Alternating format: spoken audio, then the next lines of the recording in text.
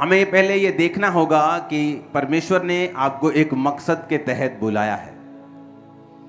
जब परमेश्वर अब्राहम को ब्लेस करना चाहता था तो परमेश्वर चाहता था कि अब्राहम से वो एक बड़ी जाति पैदा करे, जिस जाति को वो ब्लेस करे। कौन सी जाति? वो आपकी बात कर रहा है, मेरी बात कर रहा है, वो यहूदी कौम की बात कर रहा था।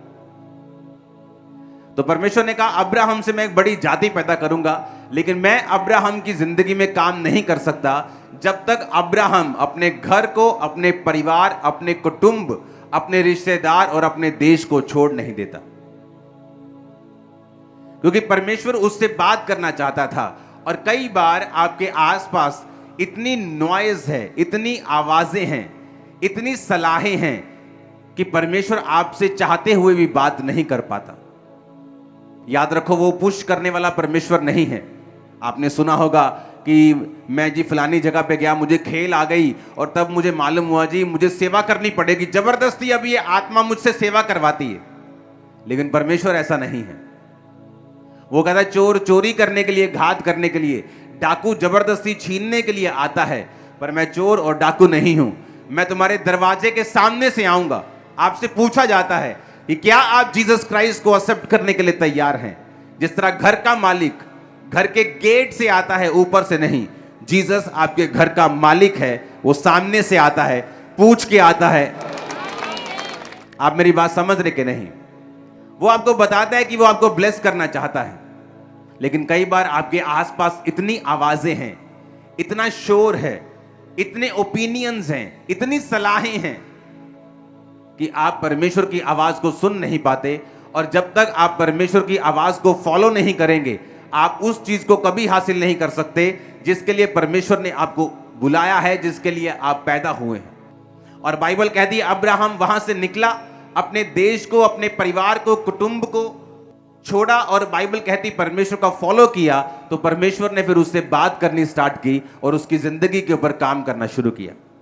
जब परमेश्वर आपको कहता है कि तुम मेरे निज प्रजा हो, तुम मेरे चुने हुए लोग हो, तुम राजपदधारी हो, तुम याजकों का समाज हो, इसका मतलब वो ये कहता है कि तुम दुनिया से अलग किए गए लोग हो। तुम दुनिया में रहते तो जरूर हो, पर दुनिया के जैसे काम नहीं करते हो। तुम दुनिया के नहीं हो, तुम दुनिया के जैसे सोचने के लिए और काम करने के लिए पैदा नहीं हुए हो। मैंने तुम्हें दुनिया में से, जगत में से चुन लिया है ताकि मैं तुम्हारी जिंदगी के ऊपर काम करूं, तुम मेरी आवाज को सुनो और बहुतेरों के लिए आशीष का कारण बनो। आप अपने लिए सोच रहे हैं कि मुझे हीलिंग चाहिए, मेरा वीजा आ जाए, आज मैं आत्मा में बढ़ूंगा, आज मैं परमेश्वर को बोलूंगा परमेश्वर ये कर। आप ये सोच रहे हैं, लेकिन परमेश्वर आपकी पीढ़ियों को ब्लेस करने के बारे में सोच रहा है। वो आपकी जनरेशंस को देख रहा है, जो आपके अंदर से निकलेंगे, वो आपकी जनरेशंस को देख रहा है। और वो ये देख रहा है कि जब आप उसकी आवाज को सुनेंगे, आप ग्रेट जनरेशन कहलाएंगे, एक चुना हुआ रेली वंश कहलाएंगे, आशीषित लोग कहलाएंगे। आपके जैसे आशीषित आपके पूरे रिश्तेदारों में कहीं नहीं होंगे अगर आपने जीसस क्राइस्ट की आवाज को फॉलो किया तो। लेकिन बात यह है, सिर्फ क्रिश्चियन घर में पैदा होना ही जरूरी नहीं है। क्रिश्चियन घर में पैदा होने के बाद इसलिए आप पूछते हैं लोगों को कि क्या आपने जीसस क्राइस्ट को अपना पर्सनल सेवियर ग्रहण किया? बोलते मैं तो क्रिश्चियन हूं। No no no no no, आप क्रिश्चियन घर में पैदा हुए हैं, आप अपनी मर्जी से पैदा नहीं हुए, आप पैदा हो गए हैं। लेकिन क्या आपने यीशु मसीह को अपना उद्धारकर्ता ग्रहण किया है या नहीं किया है? क्या आपने बपतिस्मा लिया है या नहीं लिया है? क्या आप प्रेयर करते हैं कि नहीं करते हैं? क्योंकि अगर आपने जीसस क्राइस्ट को अपने जीवन में ग्रहण किया है तो फिर वो आपके लाइफ में काम करना स्टार्ट करता है, वो आपको गाइड करना स्टार्ट करता है। फिर आप उस लाइन में चले जाते हैं जहां आपको सिर्फ सक्सेस मिलेगी, आशीष मिलेगी। लेवी व्यवस्था में जब मूसा इजराइलियों को लेकर जा रहा था तो परमेश्वर इजराइलियों को आज्ञाएं देता था, उनको बताता था कि तुम मेरे निज प्रजा हो, तुम मेरे लोग हो। मैंने खास मकसद के तहत तुमको अभी सिर्फ मिस्र से निकाला ही है, अभी योजना पूरी नहीं हुई। अभी तो तुम शैतान के पंजे से निकले हो, अब मैं तुमको कनान देश दूंगा, उसके बाद भी मेरी योजना पूरी नहीं हुई। उसके बाद मैं तुमको आगे लेके जाऊंगा, तुम्हारे शत्रु तुम पर कभी सफल नहीं होंगे, मैं तुम्हें कभी बीमार नहीं रहने दूंगा, मैं तुम्हारी लाइफ में हमेशा बरकत रखूंगा, मैं तुम्हें अकेला नहीं छोड़ूंगा, मैं तुम्हें जातियों में श्रेष्ठ करूंगा, तुम कभी कर्जा नहीं लोगे, तुम कर्जा दोगे। तो परमेश्वर ने अपनी आशीषों के साथ उनको नवाजा और कहा तुम आगे चलो, मैं तुम्हारे साथ हूं। और फिर तुम्हारे अंदर से यीशु मसीह का वंश, यीशु मसीह पैदा होंगे। और फिर यीशु मसीह के पैदा होने के बाद हजारों और करोड़ों लोग जो आज जीसस क्राइस्ट को फॉलो करते हैं वो बचाए जाएंगे। ये परमेश्वर की प्लानिंग थी, ये परमेश्वर की योजना थी। परमेश्वर ने कहा मैंने एक बड़े मकसद के तहत तुमको चुन लिया है। इसलिए नहीं चुना कि तुम बहुत थे, इसलिए चुना कि तुम थोड़े थे, तुम बंधन में थे, मैं तुम्हें चुना। और मैंने इसलिए तुमको चुना है कि अब मैं तुम्हारे जीवन में अपनी महिमा प्रकट करूं और तुम्हारे द्वारा लोगों को बताऊं कि जीवित परमेश्वर की ओर कैसे मुड़ना है और क्यों मुड़ना है। और वही मकसद आपकी लाइफ में है। कुरिन्थियों में लिखा पौलुस कहता है कि ध्यान से देखो कौन चुने गए, ना तो अमीर चुने गए। परमेश्वर ने कहा मैंने जगत के निर्बलों को, कमजोरों को, तुच्छों को, गरीबों को, जो व्यर्थ थे उनको चुन लिया, ताकि जो अपने आप को अमीर, सामर्थी, ऊंचा समझते हैं उनको शर्मिंदा करूं। ये परमेश्वर का मकसद है आपकी लाइफ में, कि वो आपकी लाइफ को इतनी बरकत देगा, इतना ऊंचा करेगा कि लोग सोचेंगे कि आपने कुछ गलत काम किया होगा, इतना बरकत कैसे आ सकती है। या तो आपकी गवाही को झूठा समझेंगे कि ये नहीं, ये झूठ बोल रहा है, ऐसे कैसे हो सकता है, मेरे सामने तो ये ऐसे संघर्ष कर रहा था, अब ये इतना कैसे बढ़ सकता है। वो इस लेवल के साथ आपको बढ़ाना चाहता है और ब्लेस करना चाहता है। अब वो योजना पकड़ने के लिए, उस लेवल की ब्लेसिंग को हासिल करने के लिए परमेश्वर ने हमें इंस्ट्रक्शंस दी हैं। वचन में अपनी पसंद नापसंद को बताया है कि जब हम परमेश्वर की पसंद को फॉलो करेंगे, परमेश्वर के वचन को फॉलो करेंगे, ऑटोमेटिकली परमेश्वर की सारी योजनाएं हमारी जिंदगी में पूरी होनी शुरू होंगी। आमीन।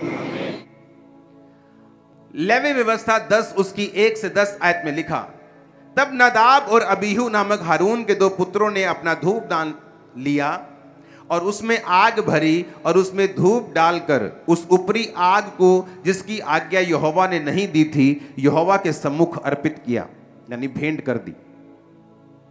तब यहोवा के सम्मुख से आग निकली और उन दोनों को भस्म कर दिया और वे यहोवा के सामने मर गए। मूसा ने हारून से कहा, यह वही बात है जिसे यहोवा ने कहा था कि जो कोई मेरे समीप आए अवश्य है कि मुझे पवित्र जाने और सारी जनता के सामने मेरी महिमा करे। और हारून चुप रहा। ऊंची आवाज से बोलो आमीन।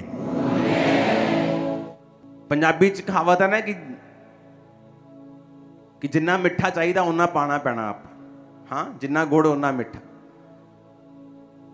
परमेश्वर ने कहा महायाजक जो होंगे वो कभी भी करलाएंगे या रोएंगे नहीं, चाहे उनका कोई भी करीबी मर जाए। जो याजक होंगे वो अपने भाई, अपनी बहन जिसकी शादी नहीं हुई, अपना बाप, अपनी मां, अपने बेटे बेटी के लिए तो रो सकते हैं अगर वो मर जाएं, लेकिन और कहीं पर भी किसी के लिए रो नहीं सकते, अशुद्ध नहीं हो सकते, किसी लाश को छू नहीं सकते। आम पब्लिक जहां जाना चाहे जा सकती है, जिसको छूना चाहे छू सकती है, रो सकती है। जिसका जितना अभिषेक था उसकी उतनी ही सैक्रिफाइस थी, उसका उतना बलिदान था जो परमेश्वर उनसे मांगता था। नया नियम में जब प्रभु यीशु मसीह कुर्बान हुए और जी उठे तो उसके बाद परमेश्वर ने सारा सिस्टम बदल दिया। अब परमेश्वर कहता मैं तुम्हारा महायाजक हूं और तुम सब याजक हो। और याजकों के लिए यह बात परमेश्वर ने जरूरी ठहराई थी कि वो दुनिया से अलगताई में रहे, क्योंकि परमेश्वर की योजना जो है उसकी लाइफ के ऊपर है। क्योंकि याजकों के लिए परमेश्वर की योजना थी, मैं तुम्हें उत्तम दाख दूंगा, उत्तम तेल दूंगा, उत्तम परिवार दूंगा, उत्तम सब कुछ तुम्हारा उत्तम होगा, ये मेरी तुम्हारे लिए ब्लेसिंग होगी क्योंकि तुम मेरे सेवक हो। नए नियम में जीसस क्राइस्ट के जी उठने के बाद जो कोई आज प्रभु यीशु मसीह को मानता है, वचन के मुताबिक वो राजा भी है और याजक भी है। अब हम याजकों के पास नहीं जाते, आप मेरे पास नहीं आते हो पाप माफ करवाने के लिए। मैं आपको बोलता हूं यहीं से बोलो कि हे जीसस क्राइस्ट प्रभु जी मेरे पापों को माफ कर, अपने लहू से धो, तो आपके पाप शुद्ध हो जाते हैं। क्योंकि जीसस क्राइस्ट मेरा और आपका महायाजक है और हम सब याजक हैं। तो याजकों के लिए परमेश्वर ने एक योजना बनाई थी कि याजकों को मैं ब्लेस करूंगा, याजकों को सबसे उत्तम दूंगा, लोगों से उत्तम दूंगा। अगर लोग बेस्ट ले रहे हैं, उत्तम ले रहे हैं, तो 10 उत्तम लेकर उन उत्तमों में उत्तम बेस्ट ऑफ बेस्ट जो होगा वो मैं याजकों को दूंगा। ये परमेश्वर के मन में फोटो थी, कल्पना थी, योजना थी याजकों के लिए जो उसके नाम की सेवा को करते थे।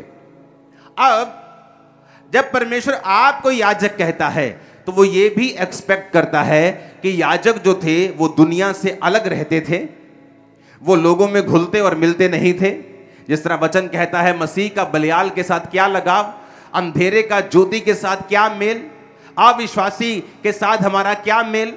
पौलुस कहता है मैं ये नहीं कहता कि तुम शराबी से बात ना करो, तुम पापी से बात ना करो, तुम उसके साथ वचन शेयर ना करो, नहीं तो अगर हम किसी के साथ संगति नहीं कर सकते ऐसे लोगों के साथ तो फिर तो जगत से हमें निकल जाना पड़ता, क्योंकि हर जगह शराबी और पापी और नशेड़ी और व्यभिचारी आपको मिल जाएंगे।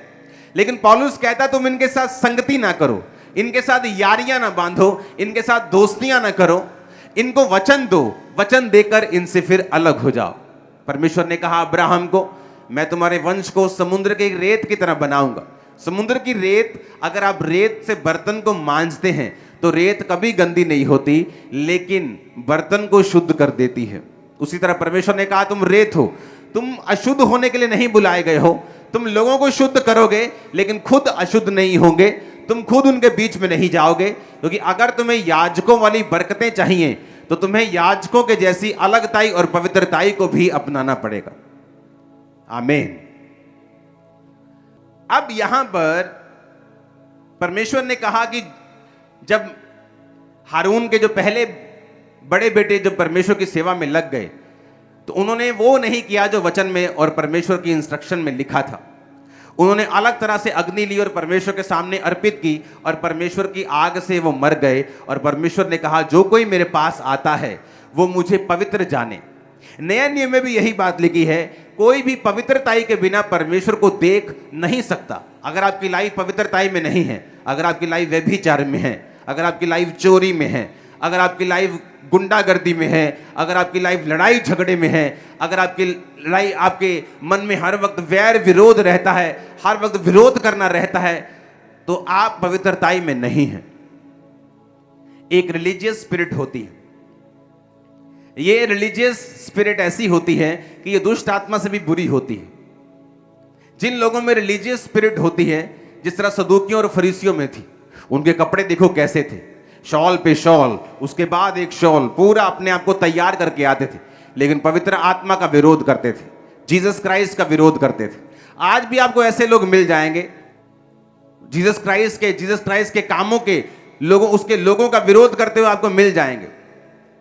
अपने आप को रिलीजियस बोलेंगे, जीसस क्राइस्ट को फॉलो करने वाला बोलेंगे, लेकिन जब वो प्रेयर करने जाएंगे, जब वो काम करने के लिए जाएंगे, उनको वो रिजल्ट कभी हासिल नहीं होंगे, क्योंकि परमेश्वर कभी भी रिलीजियस आत्मा वाले लोगों को कभी बढ़ाता नहीं। जो हर वक्त दूसरों का विरोध करते हैं, दूसरों को नीचा समझते, दूसरों को पापी समझते और अपने आप को सुपीरियर समझते, ये एक रिलीजियस स्पिरिट की निशानी होती। परमेश्वर ने आपको एक ऐसी स्पिरिट दी है और आपको अलगताई में बुलाया है, एक लेवल पर, एक कुर्सी तक जो आपके लिए सोची गई है वहां तक लेके जाने के लिए। अब वहां तक जाने में परमेश्वर का अब कोई हाथ नहीं है। आपको वचन समझना पड़ेगा, आपको परमेश्वर के साथ समय व्यतीत करना पड़ेगा, आपको पवित्रताई में, अलगताई में रहना पड़ेगा, आपको परमेश्वर की योजना के नीचे रहना पड़ेगा, ताकि परमेश्वर डे बाय डे आपको तैयार कर सके और उस कुर्सी तक बिठा सके जो परमेश्वर ने आपके लिए सोची। हर एक क्रिश्चियन वहां नहीं पहुंच पाता। दाऊद का बड़ा भाई जब मसा होने के लिए आया तो परमेश्वर ने उसे अयोग्य करार दिया। योजना थी पर अयोग्य था। दूसरा भाई, तीसरा भाई, सब भाई फेल हो गए। परमेश्वर की योजना थी लेकिन वो फेल हो गए। जब हम शरीर को फॉलो करेंगे और स्पिरिट को फॉलो नहीं करेंगे तब हम फेल हो जाएंगे। मोस्टली आप शरीर को तब फॉलो करते हैं अपनी लाइफ में जब आपका साइलेंट टाइम होता है, जब आपको लगता है परमेश्वर जवाब नहीं दे रहा, आप क्रिश्चियन होते हुए भी एक ऑर्डिनरी, एक आम मसीही जीवन जी रहे हैं, आपको लगता है कोई फर्क नहीं है, मैं कमाता हूं तो खाता हूं।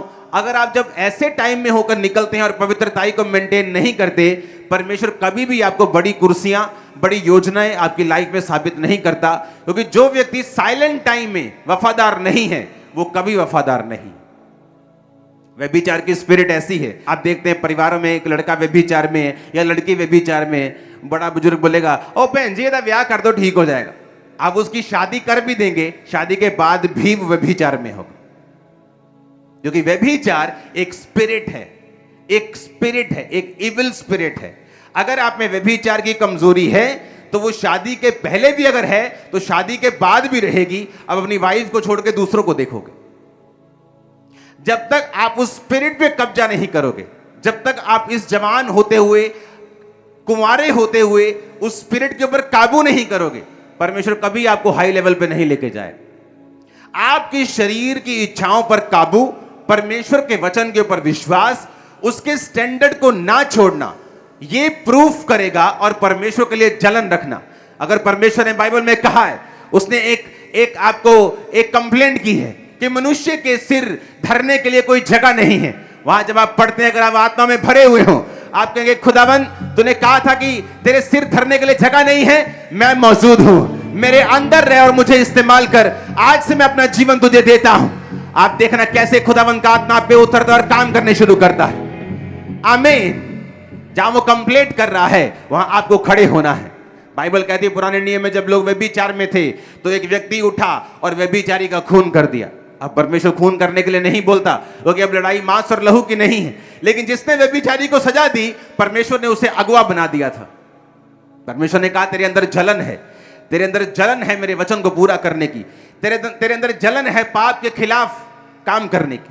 मैंने औरतें देखी हैं अपनी बेटी के व्यभिचार को छुपाती हैं अपने पति से, अपने परिवार से, उनको सपोर्ट करती हैं। वो उनको नरक जाने के लिए सपोर्ट कर रही हैं। वो उनको सपोर्ट कर रही है कि मैरिज के बाद उनकी हालत खस्ता होने वाली है, क्योंकि वो मैरिज में सक्सेसफुल होने के चांस बहुत कम होंगे उनके। क्यों? क्योंकि ये स्पिरिट मैरिज के बाद भी उसे फॉलो करेगी, शैतान उसे फॉलो करेगा और वो सब काम चुराएगा, घात करेगा, नष्ट करेगा उसकी जिंदगी में, जो वो नहीं चाहती। इसलिए परमेश्वर ने कहा पवित्रता ही वो है कि जिससे मैं प्रेम करूं तुम प्रेम करो, और जिससे मैं नफरत करूं तुम नफरत करो। हालेलुया। जब आपको जवानी में कुंवारे होते हुए भी आप इस चीज पर कब्जा नहीं कर पाएंगे, मैं आपको लिख के देता हूं, शादी के बाद भी आप नहीं कर पाएंगे। आपको यह समझना होगा कि यह दुष्ट आत्मा है, ये डेविल से इंस्पायर्ड है, इसका रचनकर्ता, इसका बनाने वाला, रचने वाला शैतान है। और जब आप शैतान की चीजों को अपनी लाइफ में रखेंगे, आप कभी सक्सेसफुल नहीं हो सकते। आपका फोन शैतान का सबसे बड़ा हथियार है। आज जो गंदगी लोग पॉर्न वेबसाइट्स पे जाके देखते थे, आपको फेसबुक पे आज मिल जाएंगे, इंस्टाग्राम पे मिल जाएंगे। तो उसको उतरने के लिए रखो कि अपना काम करो। मैं तो पोस्ट तक नहीं करता हूं फेसबुक पे, इंस्टा पे टीम करती है, 15-20 पता नहीं कितने लोगों की टीम है, वो सारा काम करती है।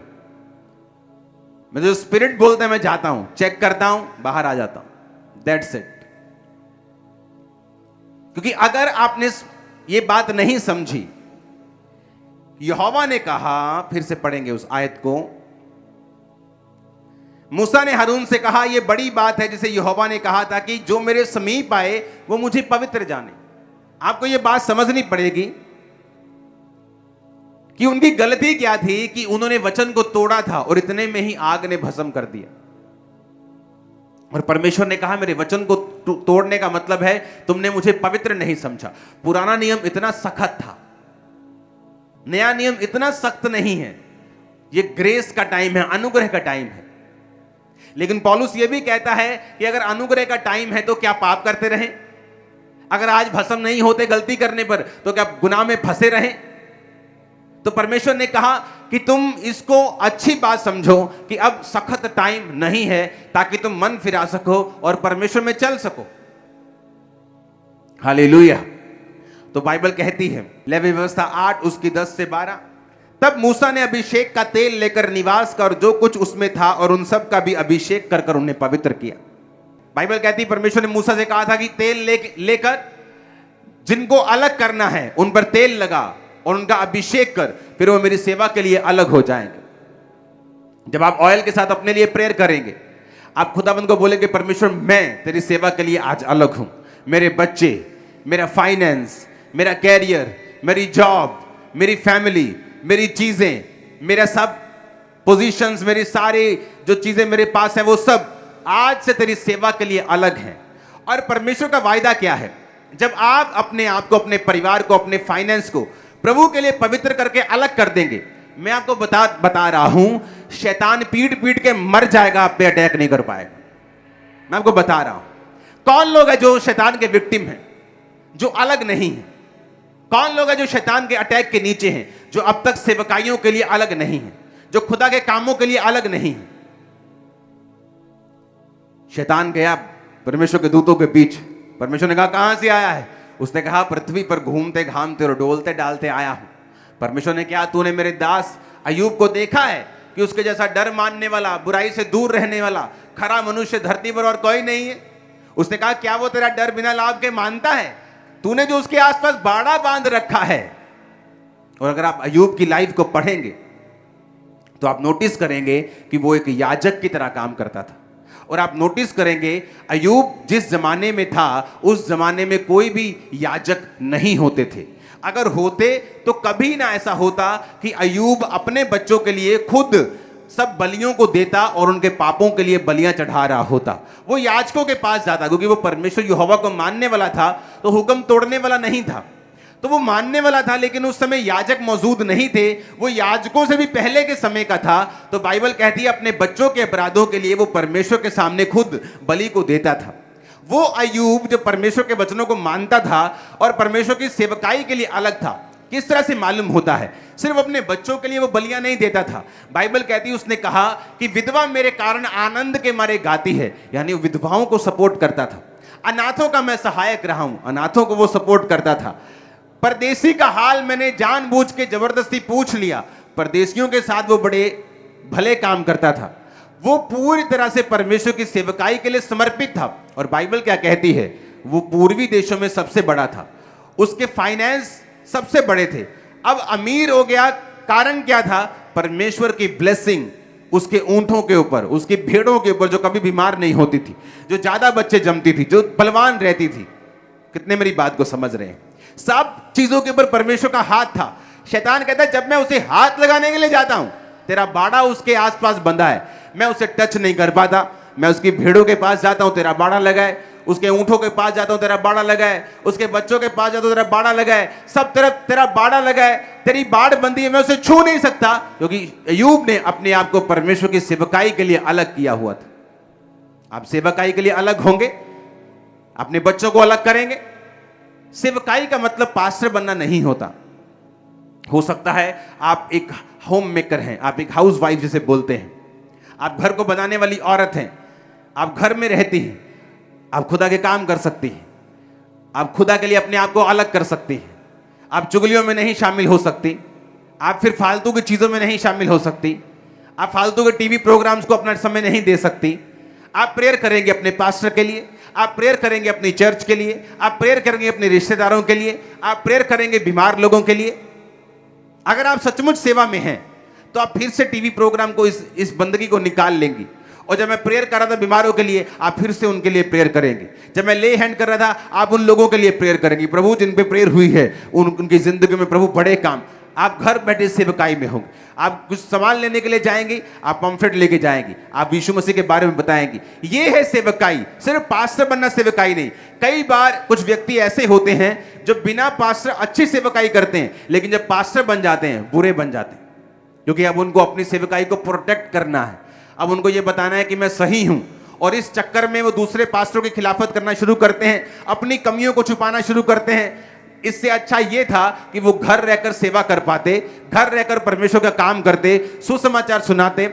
जब आप अलग हो जाते हैं कि मैं परमेश्वर आज चाहे आप 10 साल से क्रिश्चियन हैं, जब आप आज ऑयल के साथ प्रेयर करेंगे, आपको स्पेसिफिकली बोलना है, प्रभु आज से मैं अपने आप को अलग करता हूं, अपने बच्चों को अलग करता हूं, अपनी जॉब को अलग करता हूं, अपना फाइनेंस तेरे लिए अलग करता हूं।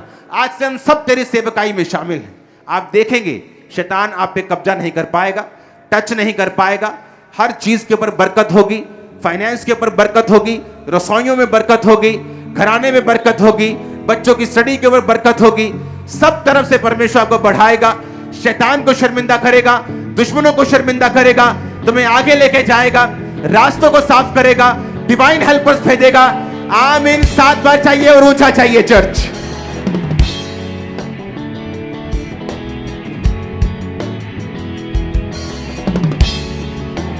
Hallelujah, hallelujah. आप मेरी बात को समझ रहे कि नहीं? शैतान उन लोगों के ऊपर आज अटैक कर रहा है जो अलग नहीं है। परमेश्वर ने मूसा को वो कहा,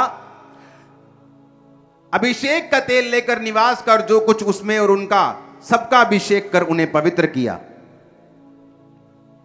हालेलुया।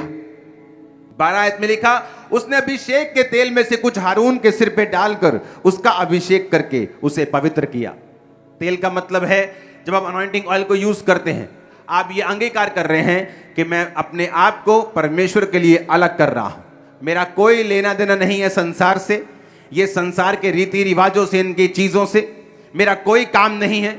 मैं एक अलग टाइम में बुलाया गया हूं। आप 10 लोग देखो जो आम जिंदगी जीते हैं, और एक ऐसा व्यक्ति जिसको ओलंपिक के लिए तैयारी करनी है। वो आम जिंदगी नहीं जीता, वो शादियों पे नहीं जाता, पार्टियों में नहीं जा पाता, वो मनपसंद खा नहीं पाता, मांसपेशियां दर्द करती हैं फिर भी वो आइस पैक लगा लगा के वो जाता है।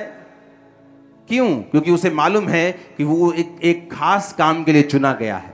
एक संसारिक व्यक्ति को पता है कि उसका टारगेट बड़ा है और वो अपने आप को अलग करके रखता है, पर एक आत्मिक व्यक्ति सब जगह जाना चाहता है, सब शादियां अटेंड करना चाहता है, सब रिश्तेदारों को खुश करना चाहता है, अपने सरपंच को भी खुश करना चाहता है। परमेश्वर चाहे नाराज हो जाए, परमेश्वर का बाड़ा चाहे निकल जाए, चाहे शैतान अंदर आके भंगड़े डालता रहे, उसे कोई मतलब नहीं, लोग नाराज नहीं होने चाहिए।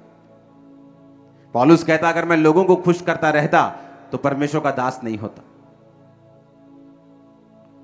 आप जानते हैं, इस दुनिया के सबसे सक्सेसफुल आदमी, पैसे की बात कर रहा हूं, दुनियावी सक्सेस की बात कर रहा हूं, ओके? समझना, हो सकता है वो परमेश्वर के सामने सक्सेसफुल ना हो, लेकिन मैं आपको दुनियावी बात कर रहा हूं कि इस दुनिया के सबसे सक्सेसफुल आदमी, जिसकी प्रॉपर्टी अरबों में नहीं खरबों में है, आज जीवित है, जब उसके फैमिली मेंबर से पूछा गया कि आपके ये रिश्तेदार जो हैं, इनकी सफलता का क्या राज है, आप तो उसके करीब रही हैं, तो आप बताएं। कहती है, नो बहुत कहता है, नो, ना बहुत बोलता है, ये नहीं करना, ये नहीं करना, अपनी एनर्जी को सही जगह लगाता है, ना बहुत बोलता है, अपने स्टाफ को, अपने लोगों को बहुत मना, नो नो नो नो। लेकिन आप लोग नो बोलने के लिए तैयार नहीं है। आपका दोस्त बोलता है, चल यार इधर चलते, थोड़ा सा मैं जाता हूं, मुझे अपने काम में जाना है, मैं अंदर चला जाऊंगा, तू बाहर रह लेना, मैं आ जाऊंगा माथा टेक के, तू चलो चलो चलो। क्योंकि आपको नो बोलना नहीं आता, इसीलिए आप आत्मा में गरीब हैं। वो शरीर में अमीर हो गया शारीरिक फॉलो करके, आप आत्मिक लाइफ में हैं, आप आत्मा में इसलिए गरीब हैं। आपको नो कहना नहीं आता, आपको ना कहना नहीं आता। एक हाईली सक्सेसफुल आदमी, चाहे वो शरीर का हो, शारीरिक सक्सेसफुल हो, चाहे आत्मा में सक्सेसफुल व्यक्ति आपको मिले, इन दोनों में एक सिमिलैरिटी, एक सेम चीज आप पाएंगे, वो है नो कहना, मना करना। ये इनकी सिमिलैरिटी होगी। कहीं का भी सक्सेसफुल आदमी, शरीर का, किसी भी देश का सक्सेसफुल आदमी स्पिरिट का, आप दोनों को बिठा लें, कहीं से भी, किसी भाषा का भी, आप एक उनमें खूबी पाएंगे, उन्होंने बहुत मना किया होगा। चॉइसेस होंगी, चूजी होंगे, बहुत, हर चीज को एक्सेप्ट नहीं करेंगे, अपनी एनर्जी को सही जगह चैनलाइज करेंगे, लोगों की परवाह कभी नहीं करेंगे कि लोग क्या सोचते हैं। जब इस चर्च में 500 लोग थे, अगर लोग मुझे फंसाते कि नहीं आपको मुझे हफ्ते में विजिट देनी है, तो कभी हम बढ़ते नहीं, कभी सुसमाचार का काम ना होता, कभी इतने बड़े बड़े क्रूसेड ना होते, कभी इतनी हैवी रूहें ना बचती, कभी इतने काम ना होते जो आप देख रहे हो। मैंने कहा विजिट होंगी, लेकिन मैं लोग तैयार करूंगा, आपके लिए प्रेयर माउंटेन बनाऊंगा, 24 आवर प्रेयर सेंटर बनाऊंगा, जहां आप प्रेयर करवाएंगे। आपके लिए प्रेयर माउंटेन, जहां 24 आवर फिर से एक अलग टीम प्रेयर करती है। चर्च में एक टीम 9 से 5 रोज आपके लिए प्रेयर करती है।